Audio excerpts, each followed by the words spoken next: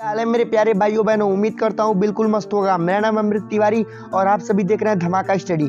तो भाई जो सबसे जरूरी जो सबसे ज्यादा आप लोग को इंटरेस्टेड टॉपिक इस समय लग रहा है, तो ये लग रहा है कि भाई रिजल्ट सैनिक स्कूल का कब तक आ जाएगा। तो मैं अपने एक्सपीरियंस के बेसिस पे, पिछले साल के और उसके पिछले साल के एक्सपीरियंस के बेसिस पे हर एक चीज आपको मैं इस वीडियो में क्लियर करूंगा। रिजल्ट का क्या प्रोसीड्यूर होता है, क्या उसका प्रोसेस होता है, हर एक चीज मैं आपको क्लियर करके एट लास्ट में बताऊंगा कि क्या एक्सपेक्टेड डेट्स हैं जिस पे रिजल्ट आ सकता है। ठीक है, तो देखिए सबसे पहले आप देख सकते हैं ये जो है, जैसा मैं हमेशा बताता हूँ, ये इन्फॉर्मेशन बुलेटिन है जो कि आपको ऑल इंडिया सैनिक स्कूल की एनटीए के वेबसाइट से मिल सकती है। ठीक है, उसके बाद आप यहाँ पे इसके पेज नंबर 33 पे जब आप आओगे तो वहाँ पे आपको केवल और केवल रिजल्ट के बारे में बताया गया है। ठीक है, देखिए यहाँ पे सिर्फ आपको रिजल्ट के बारे में बताया गया है। सबसे पहले मैं आपको बता दूं कि भाई रिजल्ट सैनिक स्कूल का निकलता कैसे है। जब आप अपना एग्जामिनेशन दे दोगे, एग्जाम देने के बाद जो होता है, जो आपका पेपर होता है उसका आंसर की बनाया जाता है। ठीक है, किस क्वेश्चन का कौन सा आंसर सही है उसका आंसर की बना दिया जाता है। और आंसर की में आपको यहाँ पे सब लिखा हुआ है, मैं आपको क्लियर कर देता हूँ। अगर आंसर की में कई बार क्या होता है ना कि ऐसा पाया जाता है कि एक या एक से अधिक ऑप्शन सही था। ठीक है, तो अगर एक से अधिक ऑप्शन सही है, मान लीजिए अगर 4 ऑप्शन है, ठीक है, अगर 4 ऑप्शन में आपका 2 ऑप्शन सही हो जाता है, 4 ऑप्शन है, 4 ऑप्शन में अगर आपका 2 सही हो जाता है तो ये जो मतलब मान लीजिए ए और सी सही हो गया। ठीक है, तो मान लीजिए जो भी कैंडिडेट्स या तो ए लगाए थे या तो सी लगाए थे, दोनों का सही हो जाएगा। ठीक है, मान लीजिए कोई सी लगाया होगा, कोई ए लगाया होगा, तो उनका सही हो जाएगा। ठीक है, अगर कोई बी या डी लगाया है तो उसका सही नहीं होगा, और जो अटेम्प्ट नहीं किया है उसका भी सही नहीं होगा। ठीक है, कई बार क्या होता है, कई बार ये होता है कि मतलब कोई भी आंसर सही नहीं होता है, यानी कि मान लीजिए ए बी सी डी है, चारों ऑप्शन में से कोई भी ऑप्शन सही नहीं था, तो इस कंडीशन में सभी बच्चों को नंबर दे दिया जाता है। ठीक है, ये तो थी भाई खैर बेसिक बातें जो कि आंसर की के दौरान काम आती है, और आंसर की बना दिया जाता है, और आंसर की जो होता है वो अपलोड कर दिया जाता है ऑफिशियली। ठीक है, ऑफिशियली जब आंसर की अपलोड किया जाता है तो उसमें अगर आपको लगता है ऐसा कि हाँ भाई मैं क्लेम कर सकता हूँ कि नहीं भाई आंसर की कहीं गलत है, तो आप क्लेम भी कर सकते हो, आपको पूरी की पूरी आपको छूट दी जाती है। ठीक है, तो उसके बाद क्या बोला है भाई, जब आंसर की बिल्कुल आपका सही हो जाता है, मान लीजिए पूरा क्लेम वगैरह का प्रोसेस खत्म हो जाता है, तो उस कंडीशन में आपका रिजल्ट बनना शुरू हो जाता है। अब रिजल्ट कैसे बनता है वो मैं आपको बिल्कुल एक तरीके से क्लियर करता हूँ। देखिए सबसे पहले आती है क्वालिफाइड लिस्ट। अब ये क्वालिफाइड लिस्ट क्या है वो आप समझ लीजिए। क्वालिफाइड लिस्ट ये होती है कि भाई सैनिक स्कूल का जब आप पेपर दोगे तो उसमें एक होता है कि मान लीजिए आपका जितना भी क्वेश्चन होता है, मिनिमम आपको 33% या फिर 30% मार्क्स आपको क्या करना होता है, स्कोर करना होता है। ठीक है, हर सब्जेक्ट वाइज भी, जैसे मान लीजिए अगर मैथ है तो मैथ में भी आपको 40% या फिर 45% स्कोर करना होता है। वो सभी मैंने अपनी प्रीवियस वीडियो में अच्छे से आपको एक्सप्लेन कर दिया था। ठीक है, तो अगर आप मिनिमम नंबर स्कोर किए हुए हो, यानी कि जो भी उनका मिनिमम क्राइटेरिया था, तो आप क्वालिफाई हो जाओगे। क्वालिफाई मैक्सिमम बच्चे क्वालिफाई हो जाते हैं, जितने बच्चे पेपर देते हैं उसमें से अप्रोक्स 75% बच्चे क्या होते हैं, क्वालिफाई कर दिए जाते हैं। ठीक है, यानी कि वो क्वालिफाई हो जाते हैं, और फिर सैनिक स्कूल अपना क्वालिफाइड लिस्ट निकालता है। क्वालिफाइड लिस्ट की जस्ट लाइक कि अगर आप एग्जाम देते हो अपने स्कूल में तो आप ये सुने होंगे कि भाई पासिंग मार्क्स जो होता है वो मिनिमम 33% या फिर 30% होता है। ठीक है, वैसे ही सैनिक स्कूल में भी एक पासिंग मार्क्स होता है। अगर आप वो पासिंग मार्क्स को क्रॉस कर जाते हो तो आप क्वालिफाइड लिस्ट में चले जाते हो। अब क्वालिफाइड लिस्ट का मतलब सिलेक्शन लिस्ट नहीं होता है, मैं पहले बता दूं। क्वालिफाइड लिस्ट मतलब ये कि हाँ भाई बच्चा जो है वो मतलब जो मिनिमम मार्क्स सैनिक स्कूल चाहती थी वो तो क्रॉस कर गया है। ठीक है, इसके बाद बनती है मेरिट लिस्ट। ठीक है, यानी कि इसके बाद क्या बनती है, इसके बाद बनती है आपकी मेरिट लिस्ट। अभी मेरिट लिस्ट क्या होती है ये जरा समझ लीजिएगा।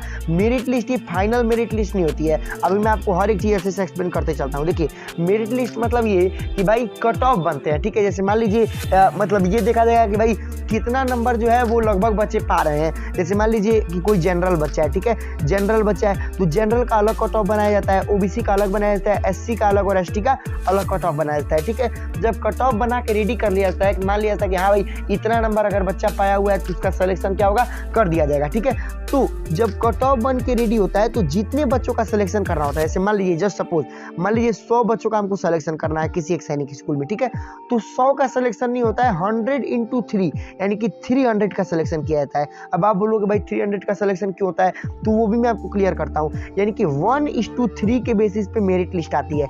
1:3 क्या है ये वो मैं आपको हर एक चीज क्लियर करूंगा, घबराइए नहीं। देखिए सबसे पहले तो एक सीट पे 3 बच्चों का सिलेक्शन किया जाता है मेरिट लिस्ट में, यानी कि मान लीजिए जितना भी सीट है, मान लीजिए अगर सैनिक स्कूल गोपालगंज में 90 सीट है, या फिर सैनिक स्कूल जो आपका कोरुकोंडा है, या फिर कोई भी सैनिक स्कूल है, सैनिक स्कूल का कालीकिरी है, कारा है, कोई भी आपका सैनिक स्कूल है, नालंदा है, एनी सैनिक स्कूल, तो अगर मान लीजिए इसमें अगर 90 सीट है जस्ट सपोज, तो 90 × 3 यानी कि 270 बच्चों का मेरिट लिस्ट निकलता है। ठीक है, यानी कि उस सैनिक स्कूल में 90 सीट की जगह पे 270 बच्चों का नाम निकलता है मेरिट लिस्ट में। अब वो जो 270 बच्चे निकलेंगे, यानी कि जो 1:3 में निकलेगा, हर एक सीट के लिए 3 बच्चों का सिलेक्शन होता है। ये तो होता है मेरिट लिस्ट। मेरिट लिस्ट के बाद अगर आपका नाम मेरिट लिस्ट में आ जाता है तो आपको आता है बुलावा किसका? आपको आता है बुलावा मेडिकल का। मेडिकल का आपको बुलावा आता है, और मेडिकल के बुलावे में आपको हर एक चीज़ लिखा होता है कि आपका भाई मेडिकल कहाँ होने वाला है, किस हॉस्पिटल में होने वाला है, किस डिस्ट्रिक्ट में होने वाला है। तो आपको वहाँ पे मेडिकल पे क्या होता है, पहुँचना पड़ता है। ठीक है, तो जब आप मेडिकल पे पहुँचोगे तो मेडिकल में जो ये 1:3 का था, इसमें 2 बच्चों को छांट दिया जाता है और 1:1 बना करके सिलेक्शन कर दिया जाता है। मतलब मैं क्या बोल रहा हूँ समझिएगा। देखिए, मान लीजिए 100 सीट था तो 300 बच्चों का मेरिट लिस्ट निकला था। ठीक है, इन 300 बच्चों में से 200 को मेरिट लिस्ट में छांट दिया जाता है, आपका मेडिकल में छांट दिया जाता है, और केवल 100 बच्चों का ही सिलेक्शन किया जाता है।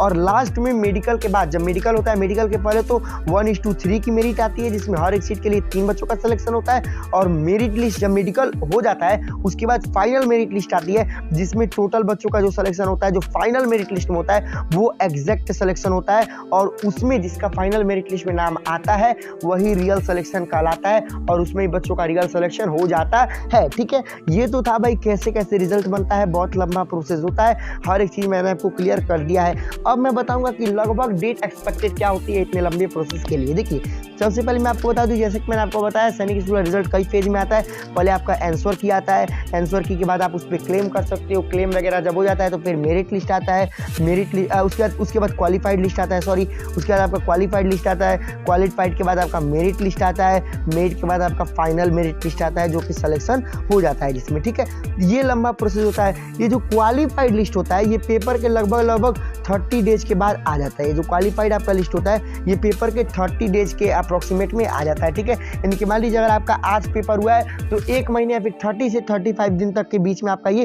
क्वालिफाइड लिस्ट जो होता है वो जारी कर दिया जाता है। ठीक है, जब आपका एक क्वालिफाइड लिस्ट जारी कर दिया जाता है, क्वालिफाइड लिस्ट के जारी होने के लगभग 15 से 20 दिन के बाद आपका मेरिट लिस्ट जारी किया जाता है। यानी कहने का क्या मतलब है, मान लीजिए अगर आपका पेपर 9 जनवरी को होता है, जस्ट सपोज आपका पेपर 9 जनवरी को हुआ। ठीक है, 9 जनवरी को हुआ तो लगभग 9 फरवरी से 15 फरवरी के बीच में आपका क्वालिफाइड लिस्ट निकलता है। जिस क्वालिफाइड लिस्ट में मैंने आपको बताया कि जितने भी बच्चे पासिंग मार्क्स यानी मिनिमम मार्क्स पाए हैं उनका नाम आ जाता है, लगभग बच्चों का नाम आ जाता है, जो थोड़ा बहुत भी पढ़े होते हैं उनका नाम आ जाता है। यानी कि 9 से 15 फरवरी तक तो आपका केवल क्वालिफाइड लिस्ट आ जाता है। ठीक है, इस क्वालिफाइड लिस्ट के बाद यानी कि लगभग 28 फरवरी तक, या फिर 28 फरवरी जो कि मतलब फरवरी 28 का ही होता है। ठीक है, 28 फरवरी से 5 या 10 मार्च तक, मान लीजिए 10 मार्च तक, इसके बीच में यानी कि फरवरी लास्ट से 10 मार्च, यानी कि कह सकते हैं कि 1 मार्च से लेकर के, यानी कि 1 मार्च से लेकर के आप कह सकते हैं कि आपका टोटल 10 मार्च के बीच में आपका क्या होता है, आपका आ जाता है हमारा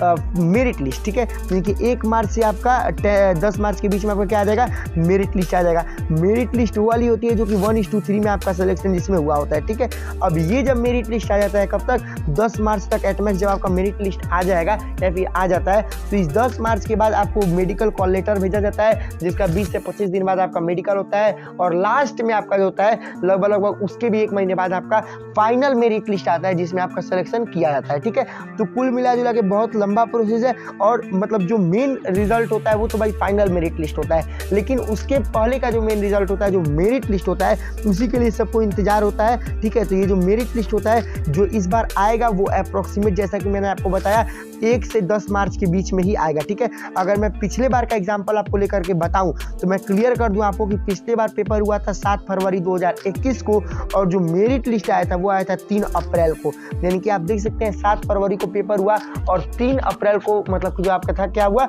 आपका मेरिट लिस्ट आया। उसी प्रकार से इस बार 9 जनवरी को अगर पेपर हुआ तो आप मान सकते हैं कि 10 मार्च तक क्या होगा, 10 मार्च तक आपका आएगा लगभग मेरिट लिस्ट, ठीक है। उसके बाद फाइनल मेरिट लिस्ट आने में टाइम लगता है 1-1.5 महीने का, क्योंकि उसी के बीच में आपका मेडिकल वगैरह होता है, उसके लास्ट में आपका 1-1.5-2 महीने के बाद फाइनल मेरिट लिस्ट आती है, ठीक है।